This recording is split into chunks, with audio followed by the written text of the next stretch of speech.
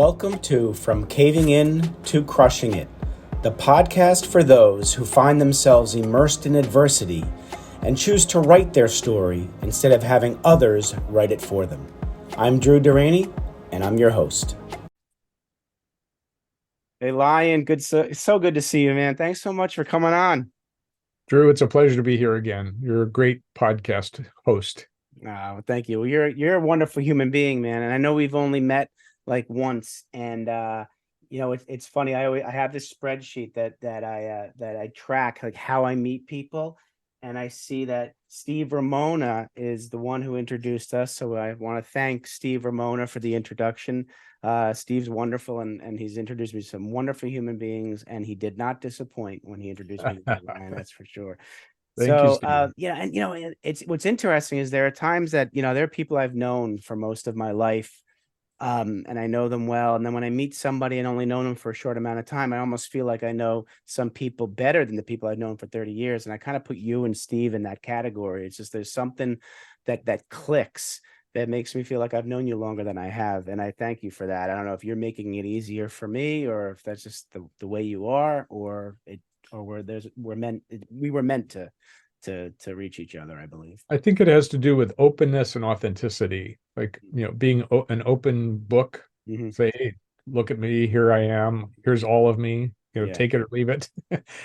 And then just being authentically me and you being authentically you, and that's a deep connection between two people. Absolutely. And those deep connections, providing we're authentic right from the beginning, can happen in milliseconds. Exactly. And I feel it.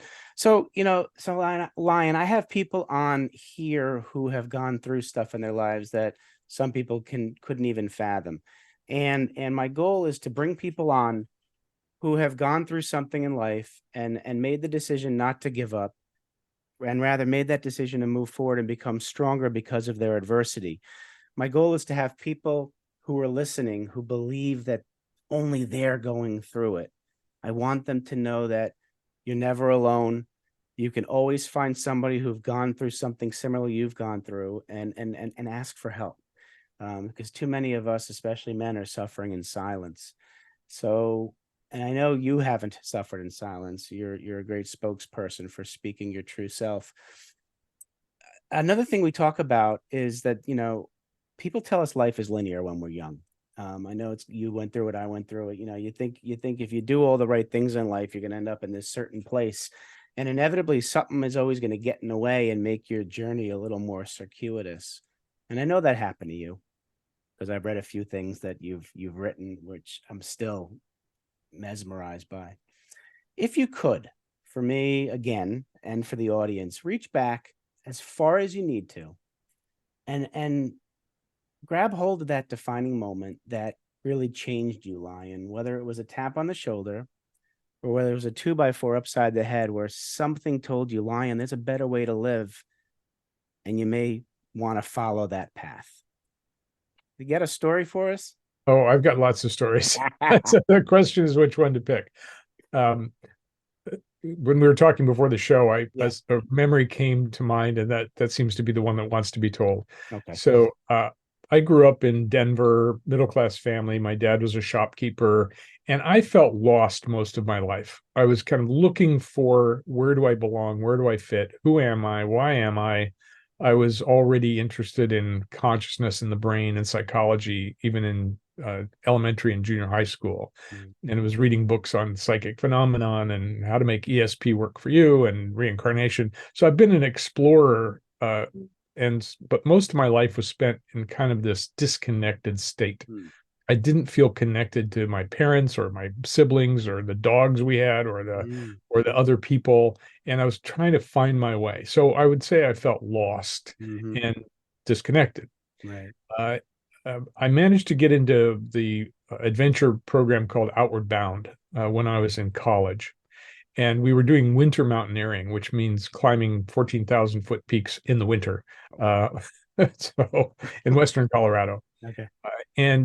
So I was this kind of lost college kid and trying to find my way. And there was this particular moment, even in the small group of 20 young people, I felt kind of lost and disconnected. And there was this moment where we were going to snowshoe up a 14,000-foot peak. Okay. Wow. and and so I was having trouble with my snowshoes, and everybody else was sort of heading off and moving forward, and I kind of clumsily was, was starting to hike up the hill and in the snow and the cold, and I suddenly felt like I give up. This is just too hard, Okay. and I started crying. Hmm. And and my shoes were not properly fit, and I was just so uncomfortable. Excuse me. And it reminded me of when my dad took us skiing when I was a little kid, and I was Okay. always uncomfortable, always cold. The bindings hurt, my shoes hurt. It's like I was a miserable little kid, and here I Yep. was being a miserable young adult. Again. Yep. So and the leader came back to me because I Yep. was way behind everybody else, Mm. and he said, what's going on? And I just said, I give up. I can't do this. I'm going to go back to the cabin. Yep. And he said, okay, but that means everybody else has to go back too. Oh.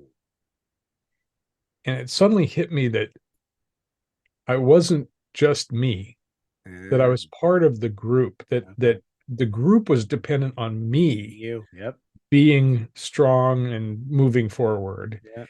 And it was a shock. It was like, Mm. oh my God, if I go back, Mhm. everybody's got to go back. I'm going to have an impact on them Absolutely. and fuck up their Absolutely. trek up the mountain. Wow. And it kind of, it was like a rod up my spine. It was Mhm. like, oh God, I'm responsible for them, not just my own little ego self. Mhm. And I sort of stiffened up and I said, okay. And I worked my snowshoes and got them fit and then started hiking. And the counselor went, all right, let's go. And I got up the mountain with everybody else. Wow. And that was a moment of recognizing that I'm not alone. I'm not just my Mhm. little Right. complaining ego self, Right. that I'm part of something bigger. Mhm. And that really stuck with me because for the rest of my life, I felt like I belonged to something bigger, to the universe, to nature, You're to right. groups I was involved in, to the class I was part of. Like it expanded my sense of self from the little ego to the big ego, to a sense of beyond myself.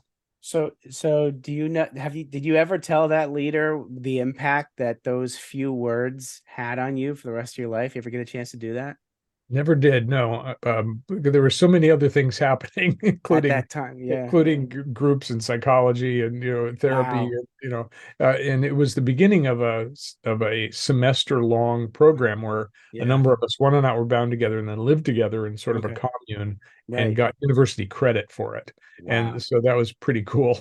It's way I'll back tell in you the though, 70s. that advice he gave, he probably just didn't even think twice, but how impactful it was for Yeah, you, not just to get up that mountain, but yeah, probably every time that you thought about giving up, you had those words in your thing that there's other people counting on me. absolutely.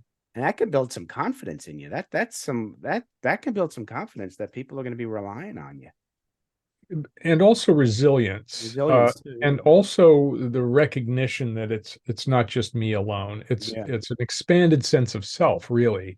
It's like absolutely. I am more than just little me. Yeah, I'm absolutely. part of something bigger. Yeah. Absolutely. So after you got up to the mountain, what were your next ventures in life? Well, I got through college and I was studying consciousness, Okay. everything I could, because I found a teacher shortly after that Mm, yeah. who really opened me up. He was a teacher of natural consciousness expansion. He had Okay. his own school in the mountains of Colorado Okay. called the Adventure Trails Survival School and Brain Laboratory. And Uh, brain lab.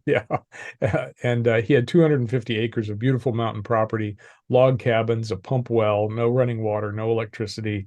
And he taught the brain in nature course. So we were sitting around trees and deer and skunks walking through while reading about the brain. And he was one of the first people to say how the brain works is Mm, how consciousness works. And let's okay. study the brain to understand our consciousness. Wonderful. And so I was really lucky to have him as a great teacher. I ended up assisting him in his school for a couple of years.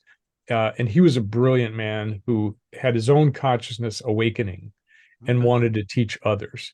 And so he's really been my model of excellence my whole life. I always thought someday I'll be a teacher like him, and now I am one. It took a long time and a circuitous route. But to have a teacher who sees you and sees your potential and opens you up to your potential is really valuable. It's invaluable. It's impossible to put a value on. Absolutely. So I was very fortunate to study it with him, and then I went back to school and studied everything I could about psychology Mhm. and the brain, neurology, philosophy, linguistics. It was just like a sponge because he said to me, everything you study can be applied to yourself. It's relevant to you. So when Okay. you're studying psychology, you're studying your own psychology. When Okay. you're studying physics, you're studying your own In physics of your physics. Okay. body. Okay. And so I was just a fiend for knowledge and graduated with one of the first degrees in consciousness studies that I know of in 1975. Wow. So he mentioned what it was conscious awakening. Is that what the Yes, term? So natural consciousness expansion is what he called it. natural conscious expansion. Now that's teachable, or do you have to feel it? I mean, how do you, or do Ah. you think it? Do you feel it? Because that, how does that work? Well, he lived in nature, and Okay. he had bought that mountain Okay. because he wanted to live in nature, Okay. and his philosophy was basically based on biofeedback. Now, biofeedback we usually think of as, putting electrodes on your brain and then watching your brain waves, getting the feedback, right? He said that in nature, your sensitivity expands, and you can actually hear your own brain working. And so we were doing Wow. experiments with consciousness that we Okay. today call meditation and mindfulness Oh, and oh my God. psychodrama. Got it. Uh, he was an early pioneer in all of Sure. that stuff. And Absolutely. so we were learning about our own consciousness by practicing different things, including controlling our own brains. Hmm. I love it, man. And when was this? The year was this? In the early 1970s. Early 70s. Geez, he was way ahead of his time. Yeah. I'm Yeah. telling you. Because it's fascinating how little we really still know about the brain, right? Yeah, absolutely. When I was studying the brain back in the 70s, Yeah. the brain was a lot simpler than it is today Mhm. because we knew a lot less. So Absolutely. it's gotten more and more complicated. The brain is the most complex thing we know of in the universe. Absolutely. uh, Trillions and trillions and trillions of connections, and we still have no idea how the brain and consciousness are interconnected. Right. We know, and there's a reason for that. One is that the brain is based in scientific language, and consciousness is based in experiential language. They're two different languages. Right. And so scientists will say, well, the brain produces consciousness, but it doesn't, Does because you can have consciousness without the brain. not the brain. And vitalists will say, no, consciousness produces the brain. There's this consciousness and it creates brains. Mhm. We know they're interconnected. We don't know how. Nobody knows how. Nobody can say this is how consciousness and the brain Right. interact. Lots of theories, no certainty, No, sir. because it is very complicated. We're complex beings. Oh, absolutely. Absolutely. So you've now have this newfound interest, this wisdom, and you're moving forward with it. After you graduated college, other stuff happened. Yes. And I read something, and so if you could just, you don't have to go through the whole story if you don't, because it is a fascinating story. But and I'm wondering, when you start telling us what happened, did your experience in your training kind of impact how you reacted in that scary situation? And the answer is absolutely yes. So let me go back. So I graduate from college with a degree in conscious studies. Mhm. I don't know what I'm going to do next. Right. And nobody's hiring people with degrees in consciousness studies because, as far as I know, I was the first. First so, one. Right. so I couldn't find a job. There were no Yeah, jobs for people like me, absolutely. and so I needed to make money. So Mhm. I sort of got a job as a traveling salesman, Okay. and I was selling jewelry and gift items to Hmm. stores. And I Okay. started traveling in a van that was like an RV Hmm. between Colorado and California. And I was Okay. traveling for about a year and a half, Wow. just trying to figure out what I was going to do next. Sure. And I really didn't know. Right. I couldn't see my future. I couldn't predict my future. I didn't understand what it was going to be like. But I was Sure. kind of having a vacation and making some money on the There you side, go. Why not? Why not? exploring. Yeah. Um, And I was pretty dissatisfied. I wasn't happy doing what I was doing because it wasn't purposeful. It was Of course. just to make money. Yep. And I was on my way between Las Vegas and LA one day, and traveling through the Mojave Desert. And there was a guy whose car had broken down. And one of my philosophies, being a nice guy, was to Mhm. stop and help people whose cars had broken down or they needed help. So Right. I stopped in the middle. It was about 110 degrees out, and there was this guy staring into his hood, staring into his engine, as if he knew what he was doing, and clearly he didn't. Mhm. And so I stopped and I said, "Can I be of help?" And he said, "Yeah, I just put $200 into her and she won't start." And I said, "Well, I'm heading into LA. Do you want to ride?" And he looked at me kind of funny and said, "Yeah, okay." And he took his duffel bags and suitcases and he brought them into my van, which was already pretty crowded. Yeah. But I figured I'd drop him off at some point. And Yeah. so we'd start traveling. We smoked a little pot together, get friendly. Yeah. And he ended up traveling with me for 3 days. Wow. And Okay. during that 3 days, Mhm. I grew to trust him. I'd send him on errands with a van. I gave him clothes to wear because he had raggedy clothes. Right. I gave him books to read. I was kind of took him under my wing. Hmm. And the third night we were camped out in the middle of nowhere, east of LA, and suddenly there was an explosion. Hmm. I was in the back of the van moving some things around in this crouch position between cabinets. He was in the front of the van listening to music. Explosion, something hits me in the head. I think maybe the gas stove exploded. I look up, the gas stove's intact. Then I look to my left and I see him in the front seat with a gun pointed at my head. Gun pointed at you. Jeez. Okay. And my I was shocked, of course, and my Mm. head hurt. And I said, "Are you shooting at me?" It's like it was so out of nowhere. Yeah. And he said, "Shut up, shut up." And so I thought, okay, he's warning me. He wants to take my stuff. And at that point, it's like, fine, take it all. Leave me naked outside in the Hmm. desert where we were. Yeah. And that's fine. Like it was like no attachment to anything in the Yeah. van, my Exactly. stuff. Like take it. Yeah. Yeah. But then he shot again, and another explosion. The second bullet missed me by a fraction of an inch, but I realized this is not a warning. He's going to kill me. Yeah. Yep. And at that point, I had a choice. I was at another choice point. It's like, what do I do? What do you do when you're about to die? I had studied death and dying and Buddhism and lots of topics Hmm. about that. And so I thought, okay, well, I don't want to die angry or upset. Okay. I want to die in peace. So the first thing I want to do is I want to clean up my past. Hmm. And so I kind of did this fast going through my past, and I asked forgiveness for anyone I had hurt, Okay. and I forgave all those who had hurt me because I wanted to die clean. Of course. Yeah. And he shot again. Third time, again, missed me by a fraction of an inch. I jumped. And so that was cleaned up.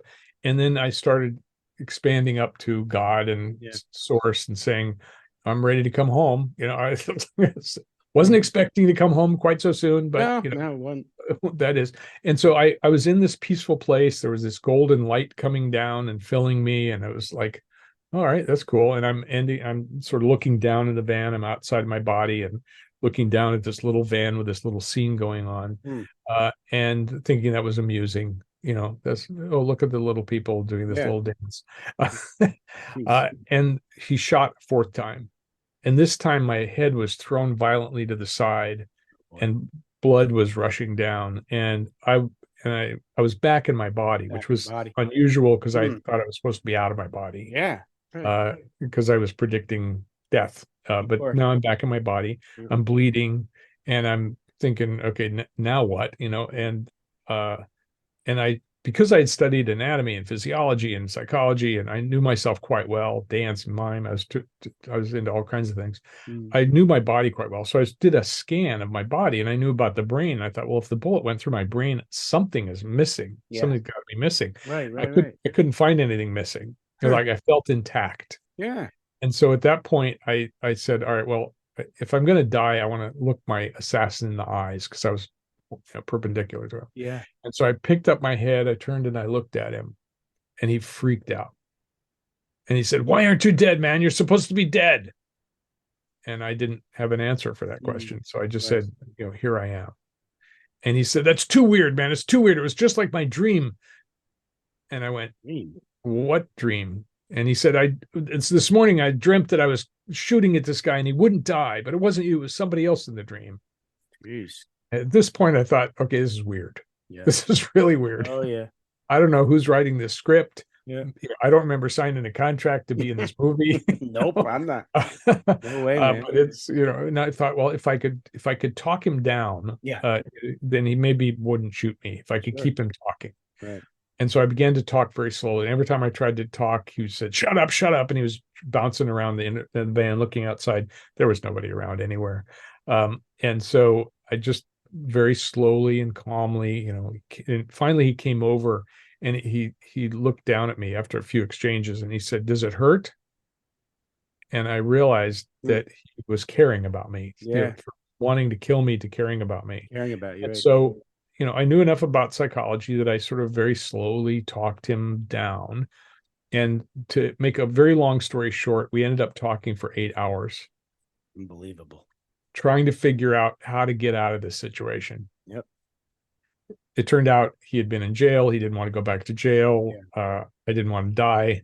And so we had to figure out what was happening. But I asked him about him. I wanted to hear his story. Wow. And so he told me his story of growing up in poverty and drunk father beating him and Jeez. going to the army and going AWOL and all kinds of adventures that he had.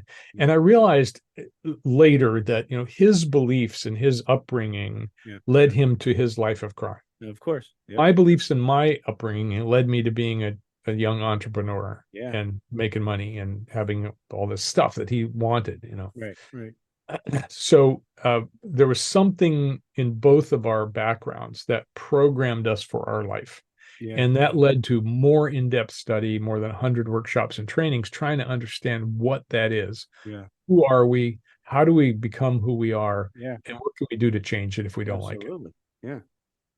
So I know that it turned out that he let you go, you let him go, and you went your separate ways, which in and of itself is amazing.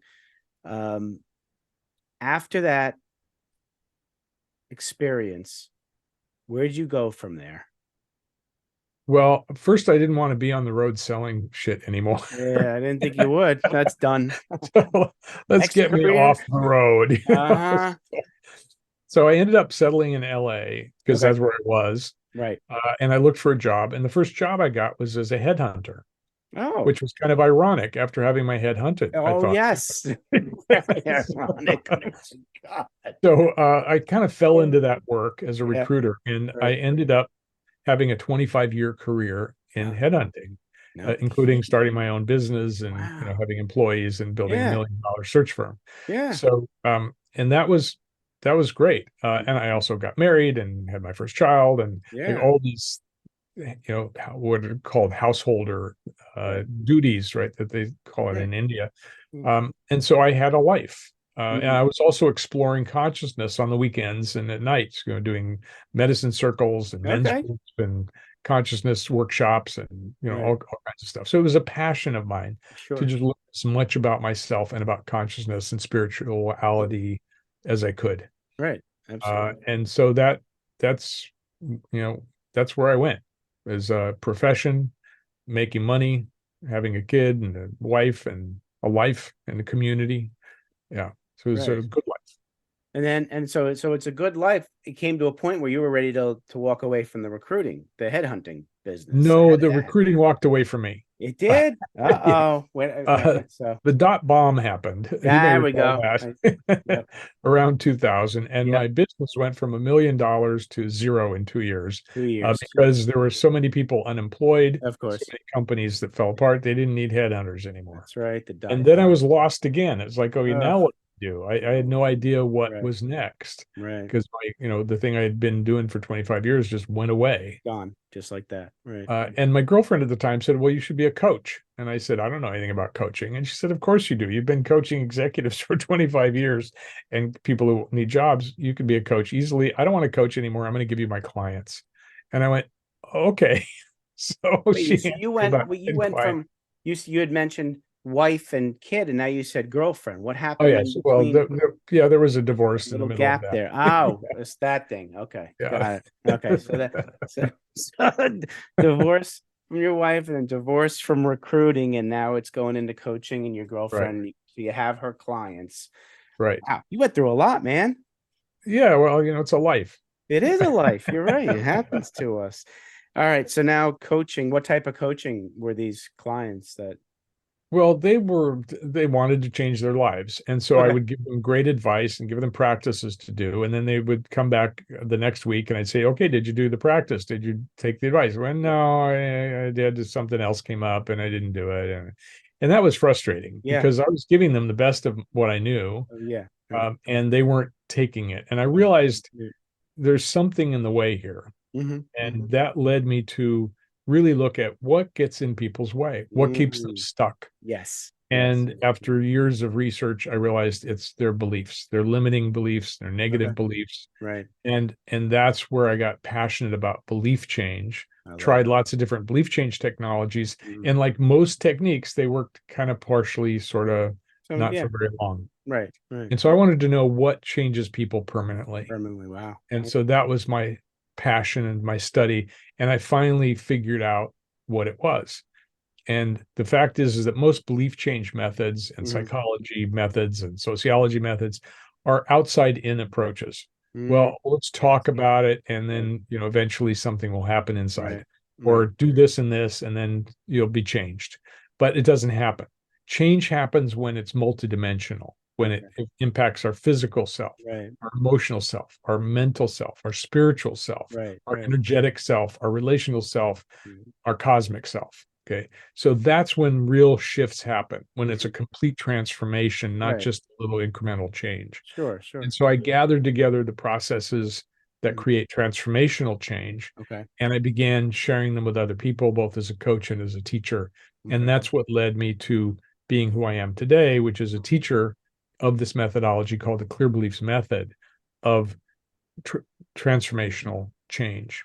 Does the And work so start from within though, Lion? It starts from within us, right? Do we have to work on yes, ourselves? all the students, while they're learning these techniques to help Right. others, have to work on themselves as Okay. well, using the same techniques Right. so they can actually experience the change for Right. themselves. Right.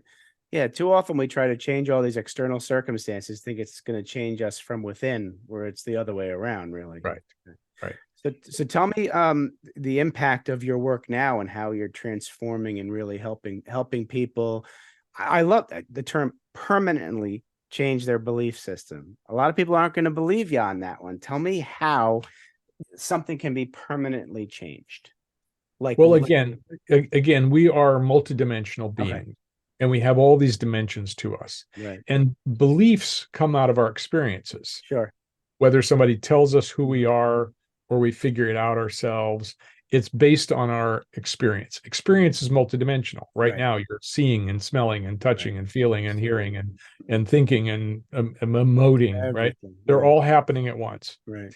And so if beliefs are multidimensional Mhm. and we are multidimensional beings, Mhm. if our beliefs come out of experience and experience is multidimensional, Right. we're multidimensional beings. The process to clear that thing, that Mhm. conclusion, Mhm. has to be multidimensional. It's got to Multidimensional. impact all aspects of who we are. Absolutely. Absolutely. And so that's the key to permanent transformation is when you clear it multidimensionally, it's gone and it doesn't come back. If you just work on the mental system, it's still there in the body and the emotions Mhm.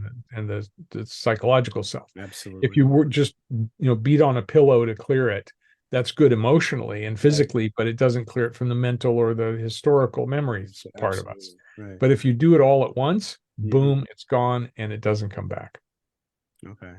And for the average individual who wants to change, how long does this take? Does it depend on where they're starting off or how much they adhere to the process? How does that work? Well, I could ask any client or how fucked up are you? Depends on how fucked up you are. Well, we may not think we're that messed up. No, that's true. That's true. Everybody's done some work on themselves. Otherwise, they wouldn't be listening to your podcast. That's true. So, Uh, we have tens of thousands of yeah. beliefs that Okay. have accumulated in our lifetime, Right. starting while we're still in the womb. Yes. Now, Yes. babies don't have mental beliefs, but they have experiential conclusions. Right. If the mother's feeling afraid, for example, Mhm. because of a violent husband or war or poverty, the baby's feeling afraid because Oof, babies feel whatever the mothers feel. They're experiencing absolutely. what the mother's experiencing. Absolutely. So a baby could conclude in the womb, the world isn't safe. I want to stay in here. Yeah. Yeah, Mhm. right. At least I'm protected in here. I don't Protected. want to go out Yeah. there. Now that's not a verbal conclusion; No. it's an experiential one, Sure. right? Sure. And Mhm. so then we come out and we're told who we are and what's right and what's wrong and what's good and what's bad and Mhm. all. We get accumulated beliefs Mhm. and conclusions Right. layered on top of each other over and Right. over and over again. Right. So the question is, which ones are interfering with your life? Because some Mhm. beliefs are good and Yeah. useful, like Right. look both ways before you cross the Of street. course. That's Yeah. a good belief for a child, also a good belief for an adult. True. You wouldn't want to clear that one No. because you No. get We'll hit by a keep that. truck, Yeah. right? But the core beliefs, that are stickiest are Mhm. ones about the self. I'm True. no True. good. There's something wrong with me. Mm-hmm. I'll never be able to do it. I can't have it. Or cultural beliefs. We're not the sort of people who can become Mm. rich, Yep. Yep. or we always fail, Yeah. or Yeah. something bad's going to Oof. happen.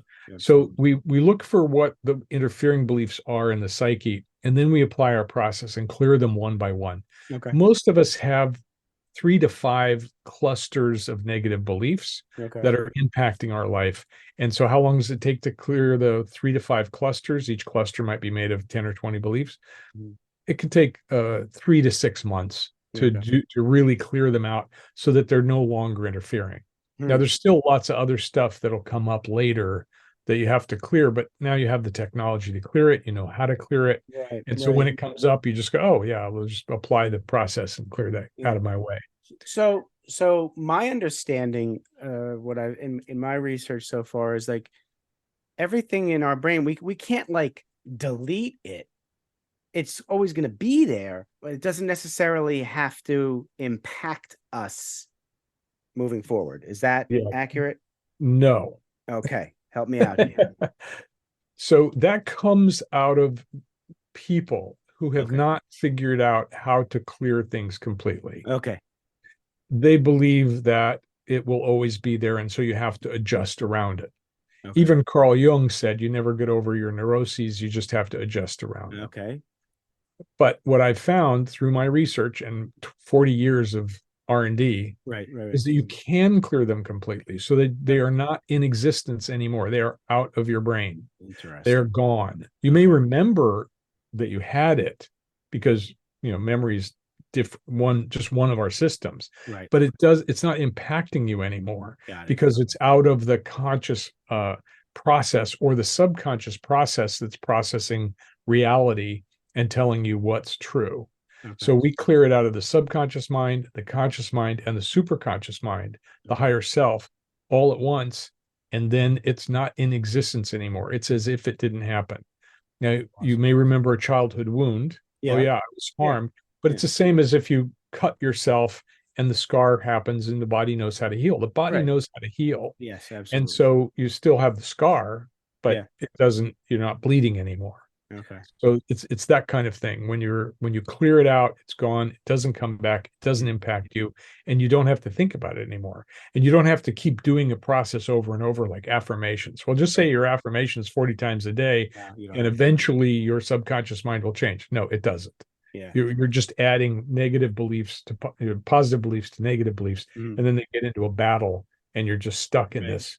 I have a lot of money. No, you don't have a lot of money. I'm going to lose weight. No, you've never Exactly. lost weight. Yeah. Right. And that's the inner dialogue that most people have when they're trying to change. We just Yeah. clear out the negative stuff first, Yeah. like clearing the ground to make a garden. And then when you plant the seeds, then they can take because there's no interference. Right. No, I love that you clarified that it's not just not just from the consciousness is clear, it's the subconscious too, because the subconscious is what's clobbering us. That's right. Because That's right. that's where almost, yeah. So that's absolutely fascinating, Lion. I love it. I could talk to you all day. I've got I do, time. We're okay, yeah. good. Well, I do have two more questions for you. All right. And I think I'll ask them at the Nah, I'll ask them now, and then I'm gonna let the audience know more about you. I want to ask them now because I'm very looking forward to the responses of these two questions, especially the first one. All right. So, Lion, you have an opportunity to sit down with 7 to 10-year-old Lion, and you want to give him advice about life. What are you going to tell him? First, I would sit with him, put my arm around him, and hold him close, because little kids need to be held tightly to know that they are securely loved. Right. Right? Physical contact. And I'd look him in the eye and I'd say, I know you believe that there's something wrong with you based on the evidence, based on what you've experienced. You feel disconnected, you feel sad, you feel lonely. But I can tell you, because I know you, there's nothing wrong with you. You are a divine spark of light. Mm-hmm. Your life is going to be great.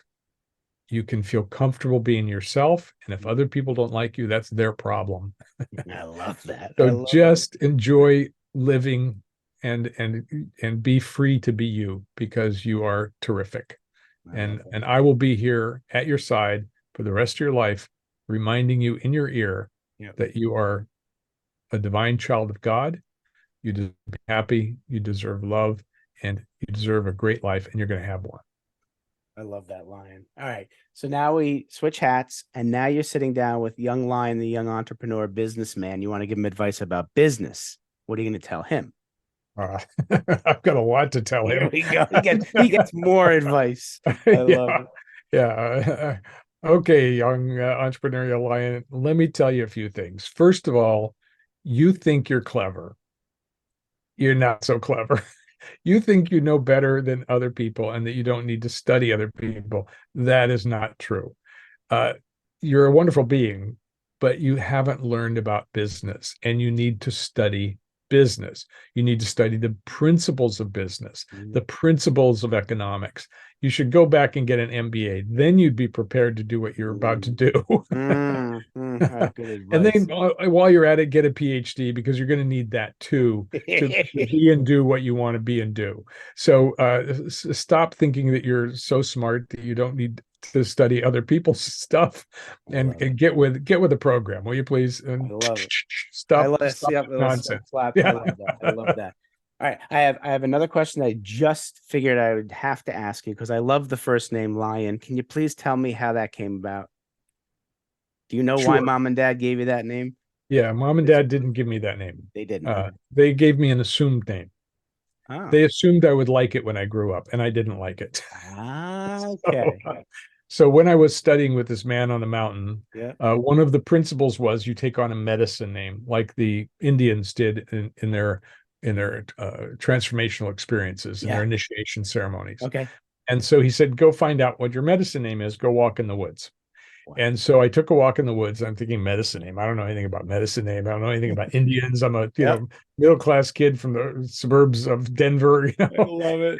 But I'm walking around going, oh, what's my medicine name? And I heard lion, and I went, lion. I don't know anything about lions. They're in the zoo. Oh What my what do God. I know about lions?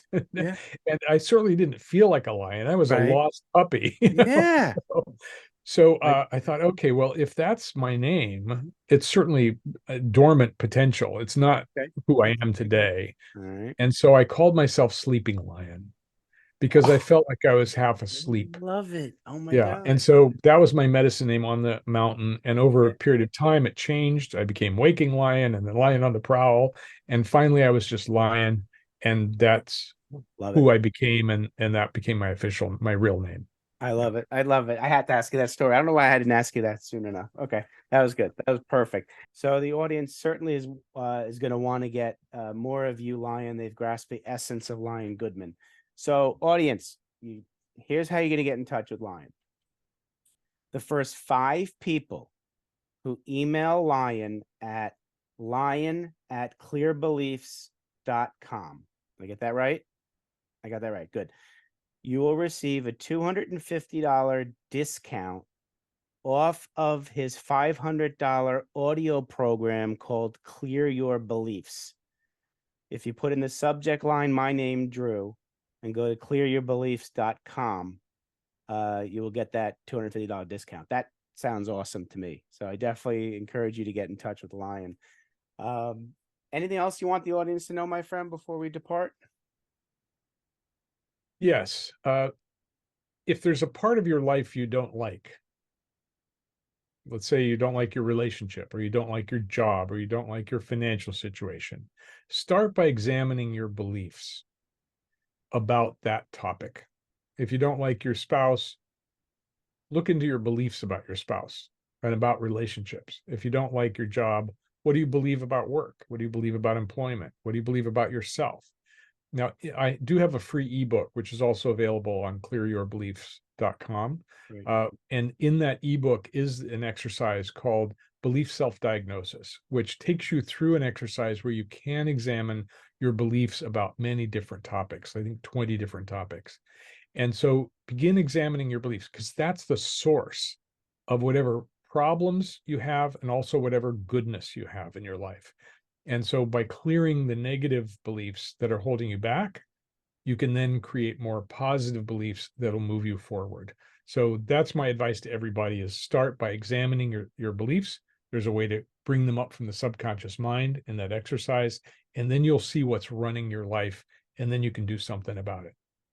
I love that, man, because we all need to write our own stories instead of letting other people write it for us. Lion, thank you so much. I am so grateful that you're in my life, man. I love you. Keep doing what you're doing, man. You're a great, wonderful human being, and you're doing wonderful things to help people get rid of those negative belief systems, because we all deserve happy and fulfilling lives. So you may as well get in touch with Lion, and let's get rid of those negative beliefs we have of ourselves, because you all deserve a healthy and fulfilling life. Wouldn't you say so, Lion? I second that emotion, and and thank you for having me on your program, Drew. It's been a true pleasure. It's my pleasure too, Lion. All right, everybody, you go take care of yourselves. Be well. Thanks so much for listening. If you enjoyed the episode, please subscribe and give us a review to help others find it. I'd like you to answer this question.